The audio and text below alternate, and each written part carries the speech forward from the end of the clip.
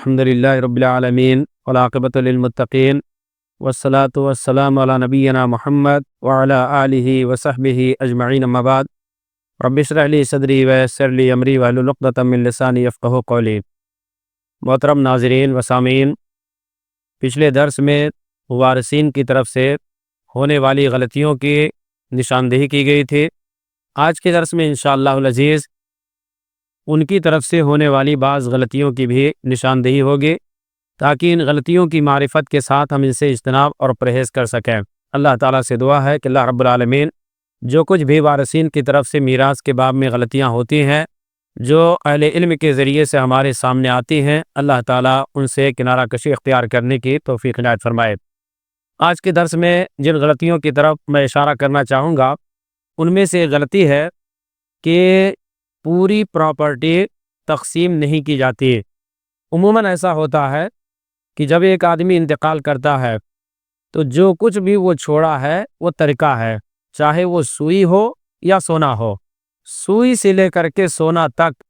پورا ترکہ میں شمار ہوتا ہے، اور تمام جو کچھ بھی مال چھوڑا ہے، جتنے بھی وارثین ہیں، تمام وارثین کا پورے ترکہ کے اوپر حق ہوتا ہے۔ اس لیے جو بھی ترکہ کوئی آدمی چھوڑ کر گیا ہے، پورے کے پورے مال کو تمام وارثین کے درمیان تقسیم کرنا لازم ہوتا ہے، کیونکہ شریعت نے ما ترکہ کا لفظ استعمال کیا۔ جو کچھ بھی آدمی چھوڑ کر گیا، اس سلسلے میں جو غلطیاں ہوتی ہیں، ان میں سے پہلی غلطی یہ ہوتی ہے کہ اگر کوئی آدمی انتقال کیا اور انتقال کرنے کے بعد مال معمولی چھوڑا، تو ہوتا یہ ہے کہ وارثین میں سے کوئی ایک لے کر کے بیٹھ جاتا ہے اور کہتا ہے کہ اتنا ہی مال ہے، کیا اس کو لوگوں کے درمیان تقسیم کیا جائے؟ تو یہ ایک بنیادی غلطی ہے۔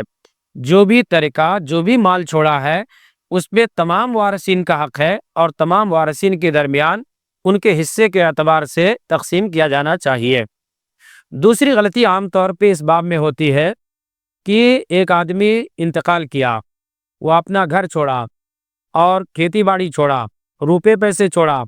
دیگر جائیداد چھوڑا، تو وارثین جب اکٹھا ہوتے ہیں، اکٹھا ہونے کے بعد لوگ دوسرے اموال کو تقسیم کر لیتے ہیں، لیکن کوئی گھر ہے، کوئی ایک ایسی چیز ہے جس کے بارے میں وہ کہتے ہیں کہ یہ باپ کی نشانی ہے، اس نشانی کو ہمیں باقی رکھنا ہے، اس بنیاد پہ اس کی تقسیم نہیں کرتے ہیں، تو یہ بات درست نہیں ہے۔ میت نے جو کچھ بھی چھوڑا ہے، اس کی نشانی کے طور پہ اس کو رکھنے کے بجائے اللہ رب العالمین کے نظام کو نافذ کرنا ہمارے لیے ضروری ہوا کرتا ہے۔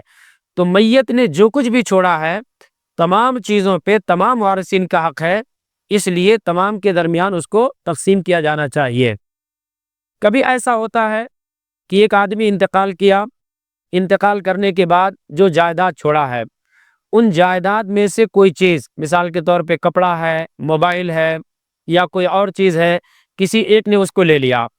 اور لوگ یہ سمجھتے ہیں کہ اس کی جائیداد کے اندر اس کا مکان، اس کی زمین، اس کا روپیہ پیسہ، سونا چاندی، یہی چیزیں شامل ہیں، یہ موبائل ہے، یہ کپڑا ہے، یہ اور چیزیں ہیں، یہ چیزیں شامل نہیں ہیں۔ حالانکہ وہ چیزیں بھی شامل ہیں، اور تمام وارثین کا ان کے اوپر حق ہوتا ہے۔ لہٰذا جب بھی کسی آدمی کا انتقال ہو، تو اس کا جو پورا ترکہ ہوتا ہے، اس پورے ترکے کو تمام وارثین کے درمیان ان کے حصے کے اعتبار سے تقسیم کیا جانا چاہیے۔ یہ شریعت کا مزاج ہے، اور عام طور پہ جو سماج کے اندر غلطی کرتے ہیں، اس سے بچنے کی ضرورت ہے۔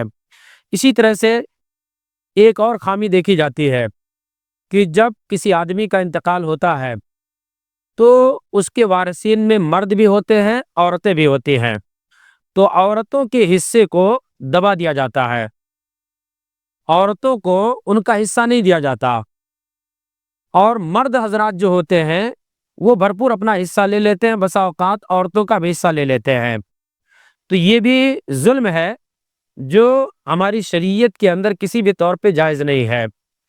مرد اور عورت دونوں حصے دار ہوتے ہیں۔ قرآن مجید سورہ نساء کے اندر اللہ تعالیٰ نے ارشاد فرمایا کہ لِلرِّجَالِ نَصِیبٌ مِّمَّا تَرَکَ الْوَالِدَانِ وَالْأَقْرَبُونَ وَلِلنِّسَاءِ نَصِیبٌ مِّمَّا تَرَکَ الْوَالِدَانِ وَالْأَقْرَبُونَ مِّمَّا قَلَّ مِنْهُ أَوْ كَثُرَ نَصِیبًا مَفْرُوضًا۔ اللہ نے فرمایا کہ والدین اور قریبی رشتہ دار جب فوت ہوتے ہیں تو مردوں کے لیے ان کے چھوڑے ہوئے مال میں حصہ ہے اور عورتوں کے لیے بھی حصہ ہے۔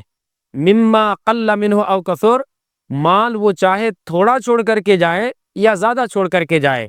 مال تھوڑا ہے تو اس کا مطلب یہ نہیں کہ مرد لوگ لے لیں گے یا عورتیں لے لیں گے، بلکہ جتنے بھی وارثین ہیں تمام وارثین کا اس مال کے اوپر حصہ بنتا ہے، اور شریعت نے جن کو حصہ دار بنایا ہے ان کا حصہ انہیں ملنا چاہیے۔ تو عام طور پہ مرد حضرات لے لیتے ہیں، اور میت کی جو بیٹیاں ہوتی ہیں ان کا حصہ نہیں دیا جاتا، یہ صریح ظلم ہے۔ اور اسلامی شریعت کا اگر مطالعہ کیا جائے تو اسلام نے عورتوں کو ان کے حقوق دلانے کے لیے میراث کا قانون نازل کیا، میراث کا قانون متعارف کرایا۔ اس سے پہلے درس میں بتایا گیا کہ سعد بن نبی رضی اللہ تعالیٰ عنہ کی بیوی کے مطالبے پہ اللہ تبارک و تعالیٰ نے میراث کا قانون نازل کیا، اور میراث کے احکام کو بیان کرنے والی آیتیں قرآن مجید کے اندر سورہ نساء کے اندر بیان کی گئی، جہاں پہ عورتوں کے حقوق بیان کیے گئے۔ تو یہ عورتوں کے جو حقوق ہے، عورتوں کی کمزوری کی بنیاد پہ ان کے حقوق کو دبایا نہیں جا سکتا، یہ صریح ظلم ہے اور اسلام اس کے خلاف ہے۔ دوسری بات ہے، عورتوں کے حقوق دبانے کی شکل میں کبھی ایسا ہوتا ہے کہ میت کی بیٹیوں کو مجبور کیا جاتا ہے، ان کو مشورہ دیا جاتا ہے کہ آپ تنازل اختیار کر لو، آپ دستبردار ہو جاؤ، یہ کہہ کر کے کہ ہمیں اپنے حصے کی ضرورت نہیں ہے۔ یہ بات یاد رکھیں کہ زمانے نبوت سے لے کر کے موجودہ دور تک یا خیر القرون کی تاریخ اگر اٹھا کر دیکھیں تو کوئی بھی ایسی خاتون نظر نہیں آتی ہے کہ جو اپنے حصے سے دستبردار ہو گئی ہو کہ بھائی ہمارا حصہ لے لے، مجھے اپنا حصہ نہیں چاہیے۔ عام طور پہ لوگ یہ دیکھتے ہیں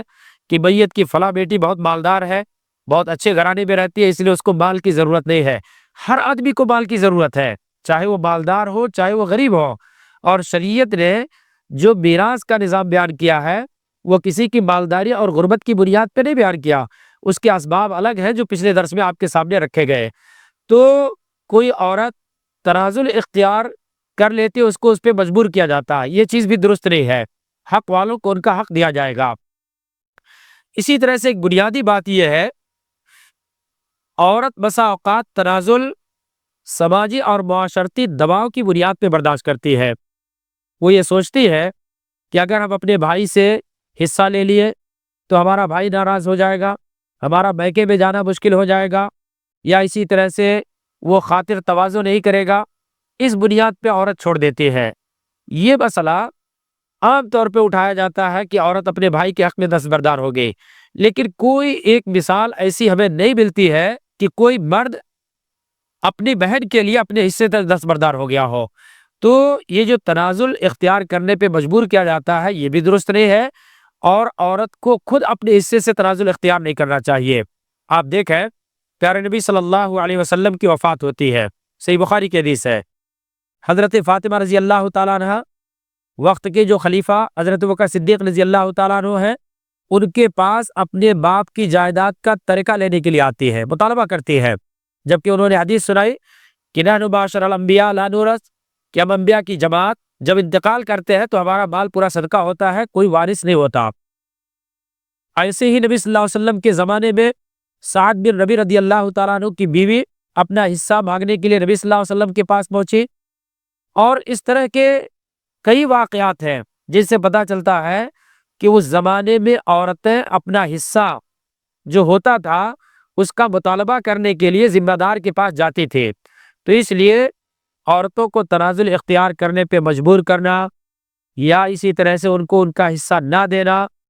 یا عورت سماجی اور معاشرتی دباؤ میں خود سے دستبردار ہو جانا، یہ ساری چیزیں شریعت گوارا نہیں کرتی ہے۔ اور انہی غلطیوں میں سے غلطی عام طور پہ یہ بھی ہوتی ہے کہ باپ کا انتقال ہوا، جو بیٹے ہوتے ہیں وہ بیٹے اگر بہن کا شرعی حصہ دے دیتے ہیں تو یہ سمجھتے ہیں کہ ہم نے بہن کے اوپر احسان کیا۔ یہ احسان نہیں ہے، یہ حقدار کو اس کا حق پہنچانا ہے، لہذا اس کو احسان سے تعبیر نہیں کیا جا سکتا۔ اور یہ غلطی ہمارے سماج کے اندر کثرت سے دیکھی جاتی ہے کہ باپ کا انتقال ہوا باپ کا انتقال ہونے کے بعد بیٹوں نے باپ کی بیٹیوں کو یعنی اپنی بہنوں کو حصہ دے دیا تو یہ سمجھتے ہیں کہ ہم نے احسان کر دیا. اللہ کے نبی صلی اللہ علیہ وسلم کی حدیث ہے ان اللہ اعطى كل ذی حق حقا، کہ اللہ تعالیٰ نے ہر حقدار کو اس کا حق دے دیا. کسی آدمی کے مرنے کے بعد اس کے جو وارثین ہیں ان کا حصہ اللہ تعالیٰ نے خود متعین کر دیا، خالی تنفیذ باقی رہتی ہے. تو اس لیے یہ سمجھنا کہ ہم نے بہن کو حصہ دے دیا تو ہم نے کوئی احسان کیا ہے، یہ عام طور پہ وارثین کی طرف سے ہونے والی غلطیوں میں سے ایک بنیادی غلطی ہے جس سے ہمارے سماج اور معاشرے کو بچنے اور بچانے کی ضرورت ہے. یہ چند وہ غلطیاں ہیں جو عام طور پہ سماج کے اندر پھیلی ہوئی ہیں. میراث کے باب میں ان غلطیوں سے ہمارے سماج اور معاشرے کو پاک ہونے کی اور پاک کرنے کی ضرورت ہے. اللہ تعالیٰ سے دعا کہ اللہ رب العالمین ہم تمام کو اس طرح کی خامیوں اور غلطیوں سے اجتناب کر کے شریعت کا جو مستحکم اصول ہے میراث کے باب میں اور اللہ کا نازل کردہ جو قانون ہے اس قانون کو ملحوظ رکھتے ہوئے میراث کے مسائل کو حل کرنے کی توفیق عنایت فرمائے. آمین. وآخر دعوانا ان الحمد للہ رب العالمین.